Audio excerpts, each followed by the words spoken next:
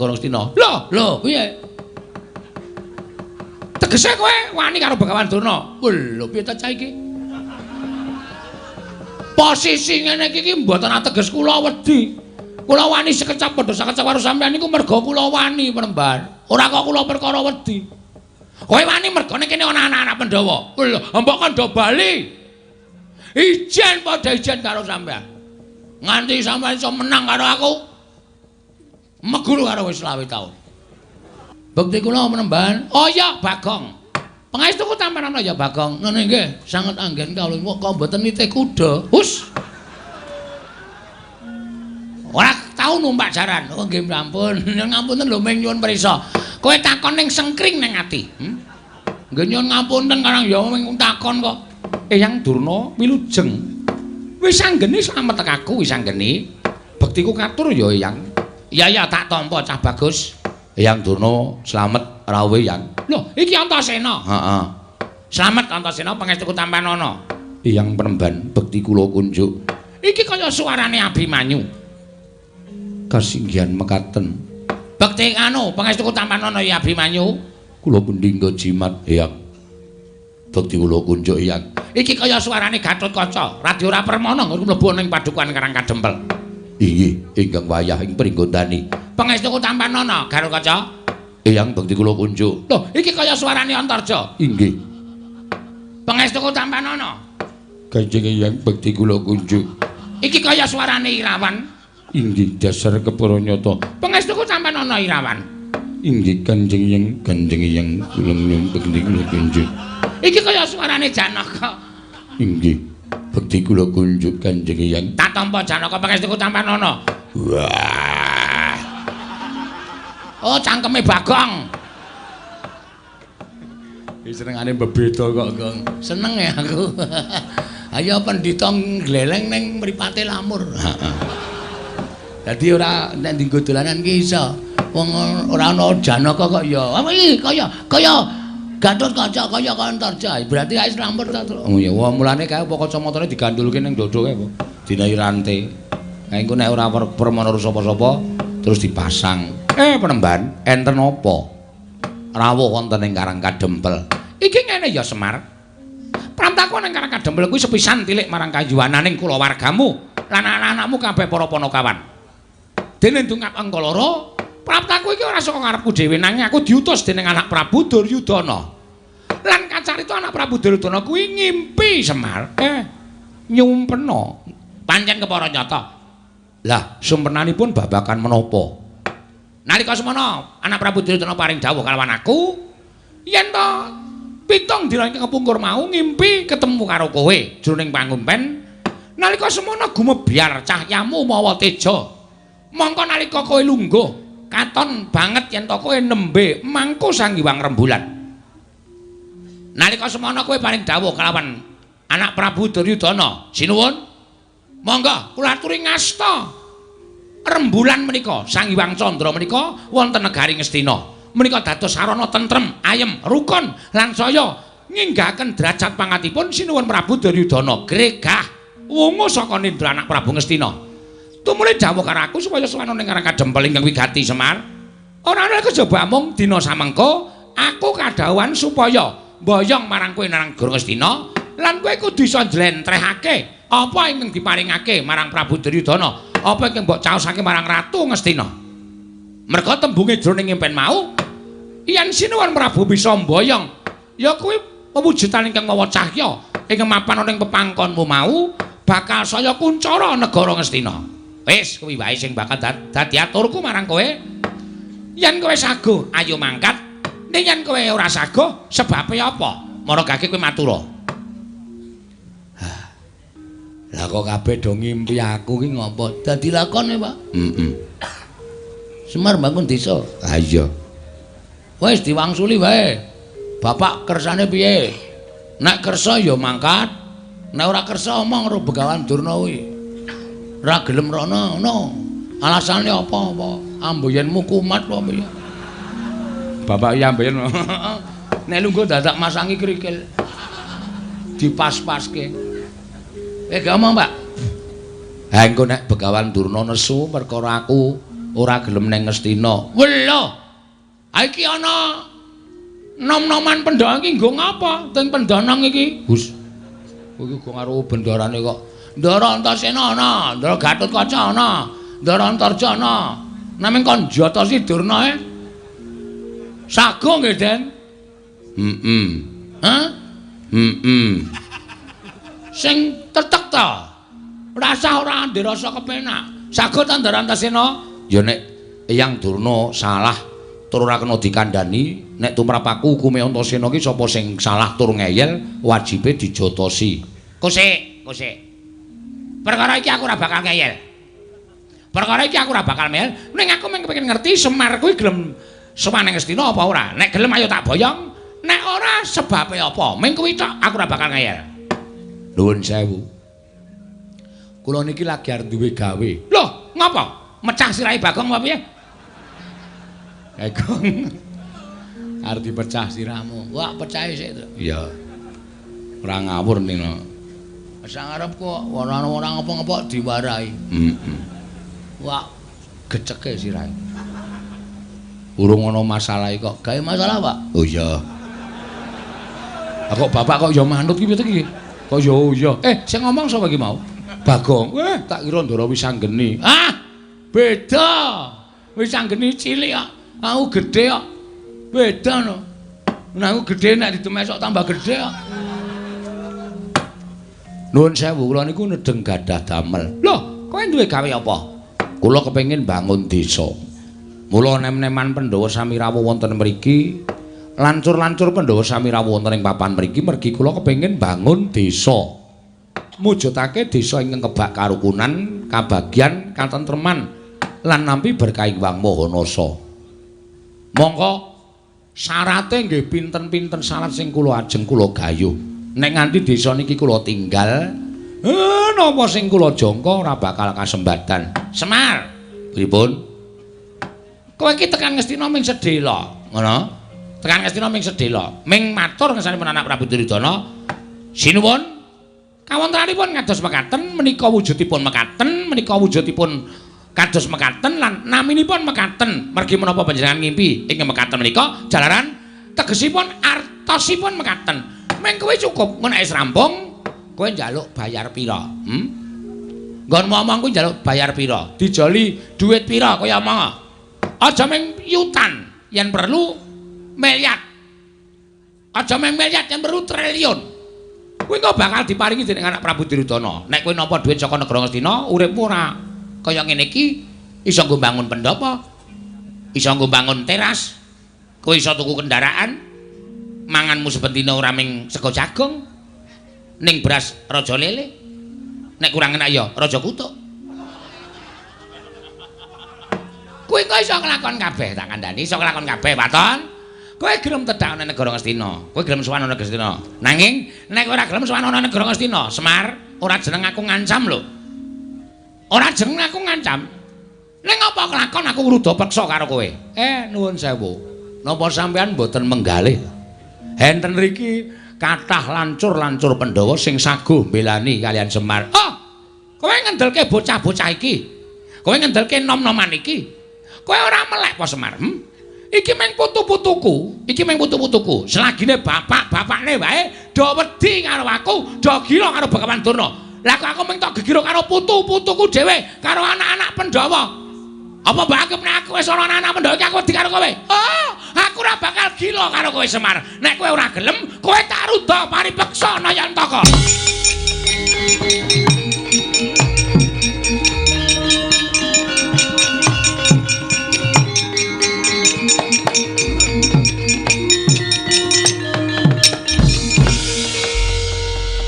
Ngandel ora? Bocah iki arep ngopo iki? Hei. Arep metenteng ya, Pak. Ayo metenteng tunguk ngisor, tunguk dhuwur metenteng keleke pasrai. Wis tak semprot. Mendandurna. Loh, iki Bagong. Arep ngapa kowe? Sampeyan wau ngendika pripun? Semar nek tekan negara Ngastina ajeng mangkahi pinten miliar? Pinten triliun? Sampeyan tahu wae Semar niku mata duwiten. Sampeyan tahu ngerti lho Semar niku teng pundi-pundi njaluk bayar? Mboten. Semar niku ndongani sajan wae dikai dit ra gelem. Semar niku mimpin genduran wae disangoni ora gelem. Apike Semar teng mriki niki lho. Nang perkara negeske impen tok Semar terus njaluk duit miliar, duit triliun. Niku anggape bapak kula niku mata duwiten wae piye? Heeh. Nang bapak kula niku duweni penemu duweni jati diri ora gelem rawuh teng negara Ngastina niku sebabe bapak niku duwe gegayuhan. Inggih menika mbangun desa. Monggo syarate angel, syarate kudu digayo. Nek bapak ninggalke desane teng negara Ngastina tegese bapak niku mementingkan diri sendiri tapi tidak mau tahu tentang keadaan orang banyak. Wah. Edian Bagong kata-katane apik. Meneng sik Antasena. Wah. Wak totok ndasmu lho kowe. Weh, lali aku tak kira kowe bolone Durna. Ana mburine Durna e. Nuwun ngapunten niki lagi serius sampun dikisro omongan kula. Halo. Terus sampean kok dadi nek pancen kowe ora gelem tak boyo marang negara Ngastina, kowe tak ruda paripeksa. Bapak ngendika, napa sampean mboten wedi niki enten lancur-lancur Pandhawa. Anak-anak Pandhawa.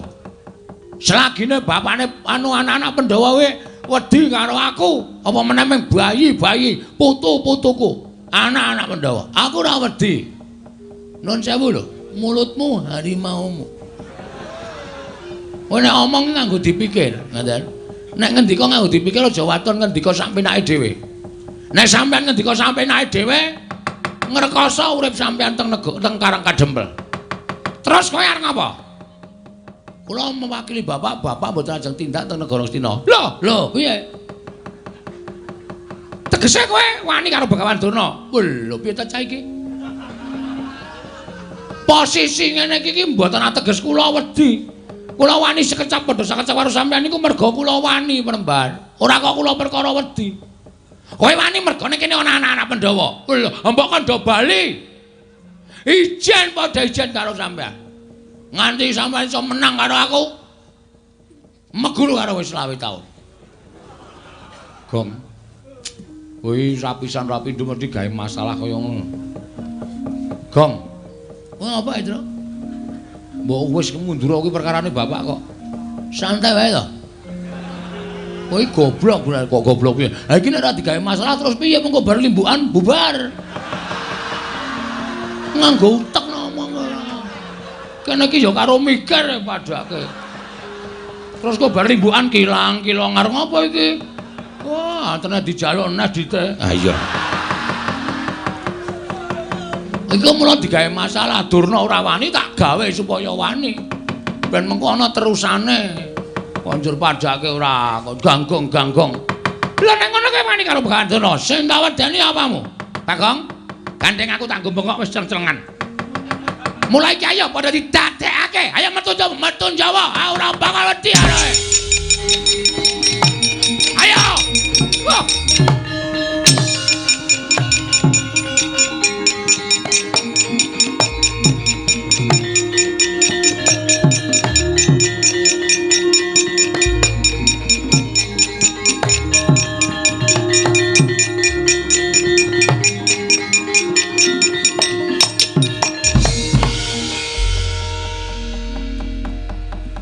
Ana tetembungan jagung bakarane. Endi? Lho kok endi piye? Ana, Pak. Sak ngertiku mung sate kambing. Wah, wis cilaka tenan. Kok cilaka piye? Durna wani. Ayo tandangi. Kowe wis wani nantang Begawan Durna kuwi ana tembungan jagung bakarane tanggung perkarane. Saya tak takon karo Ndara Wisanggeni. Kowe arep takon apa, Bagong? Sampeyan mau rawuh mriki nak pun sendika mbelani bapak to? Mbantu karo bapakmu ora mbelani.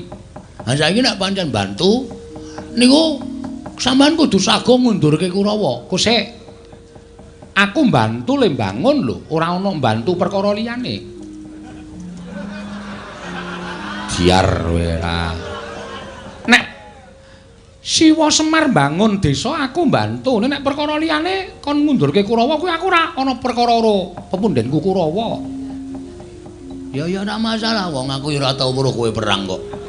Kowe kisane mung modal lambe. Ya majuran kaya inspektur rasane. Darantasena. Apa, Gong? Sampeyan bantu kali Semar to? Bantu mesti. Nek bantu mbok tulung Kurawa diundurke. Aku ya mung bantu le bangun desa ora perkara kok tekan kene ora niat gelut. Aku usirku ndelok jagat iki supaya tentrem, ayem ora ana regejegan. Ha terus fungsine kula nantang Durna niku mau. Lho, sing nantang sapa? Kula. Kok sing temandang aku. Nek wani nantang wani nandangi. Ya, iya ora masalah. Oke. Kita wis do pidak jempol iki kita. Ndara Gatot Kaca? Nggih. Saman nate kemutan mboten? Perkara apa?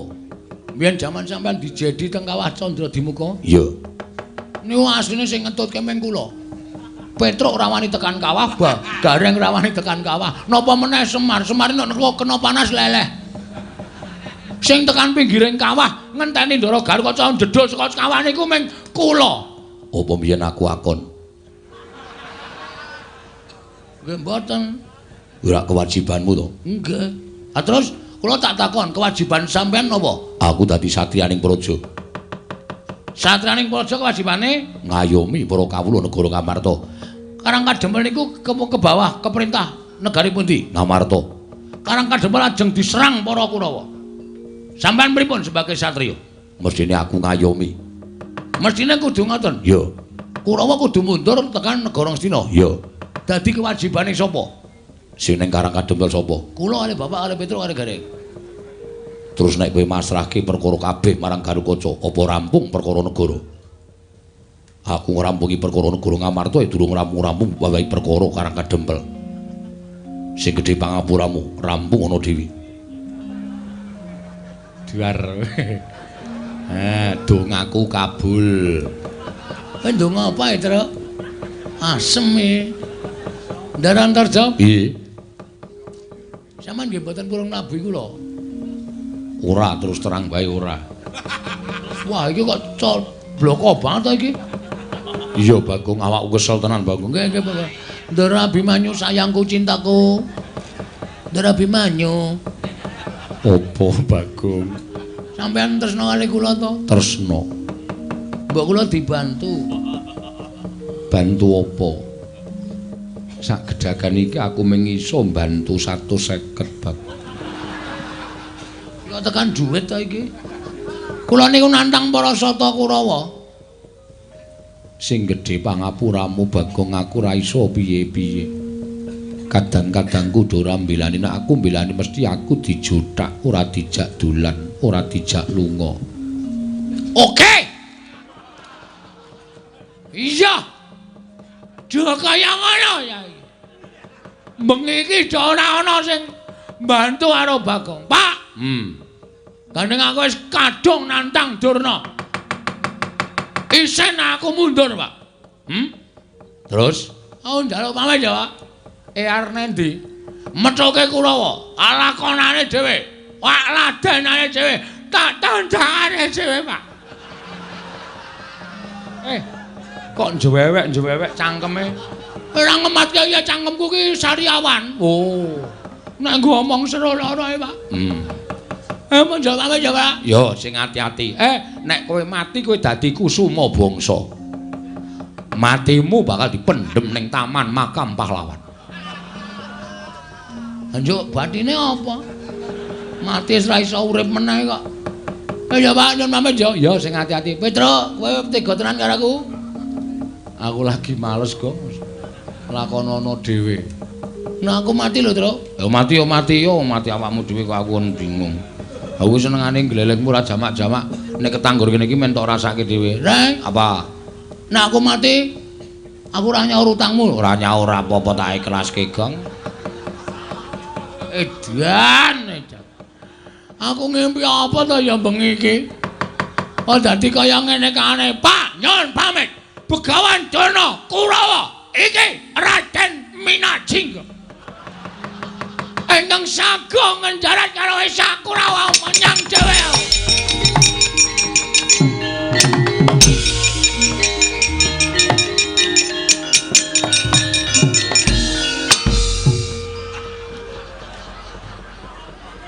Kok tekan kene? Aku liwat mburi omah ya, Pak. Aku bareng tekan ngarepan kok rasane tratapan keweden. Terus menggok liwat mburi omah. Mulane pitike do bubar kabeh. Lagi do angrem. Kok marahi bubarke pitik. Truk, mbok ora ngene to, Truk. Aku bantunen. Gong, ngapa kowe ngejak omong aku? Ora sayang karo aku abdimu ora tok belani kowe. Rasa kuwatir, sing maju aku. Tenane. Tenan. Asli? Asli. Ming dhewe. Karo Kakang Garukaca, ya Kang? Iya. Karo Kakang Antarja, ya Kang? Oh, Dimas. Karo Abimanyu. Ya nyu ya. Inggih, Kakang Mas. Asem do mbeda aku. Tak plotroke kathokku, aja. Mundur ngono. Mangkel aku wis tratapan lho. Mangkel aku nek carane ngono, sonagah aku nek lakon Semar Bangun Desa. Lho, kok omong apa? Adeg-degane aku. Asem saestu, Den? Yo tenan. Wah, asem iki. Iki mbantu ora? Ah mestine aku mbantu. Wong Kakang Antasena kale omong kaya ngono kuwi takon. Wah! Ih kowe, waduh. Kok tak pecah ndasmu lho kowe. Kok ndugang barang gemes aku. Angseng tenan.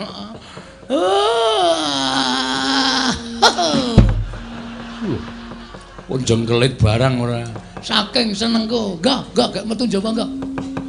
Sampeyan metu njaba metu ndero. Ya ayo nek ngono metu njaba. Karo aku bulane do seneng metu njaba ora masalah. Wah tak cocoki ndase Bagong omongane. Kowe ngapa? Kowe iki nek ngene iki asosiasimu sing elek, pikiranmu sing jorok, goblok kowe. Ora iso mencerna kata-kata kowe. Oh, petok. Kowe jenes, aku sengit karo kowe kaya wong-wong kaya kowe pikirane elek kaya ngene. Delok limboke terus pikirane elek kae porno kae, susune mencetot ngono kae. Kowe sing basa iki pikirane sing nonton. Wong kuwi keindahan kok. Ora, kowe menungsa ya ngono wis sengit tau. Nggih, Den nggih? Iya. Kok metu kok? Iya. Ndara Abimanyu? Iya, Bagong aja kuwatir tak belani. Ndara Garukaca? Iya, Bagong aja kuwatir tak belani. Ndara Antarja? Iya, Bagong aja kuwatir tak belani. Ndara Wisanggeni? Iya, wis ayo mangkat dina iki. Kakang Antasena, Kakang Garukaca, Kakang Antarja mesake Bagong. Ayo padha dibantu. Nek kira-kira mengko kalah karo Kurawa, ya wis ben ditandangi Bagong. Iki omong apa meneh? Macem-macem ora ya nganti rampung. Iya, nganti rampung ya.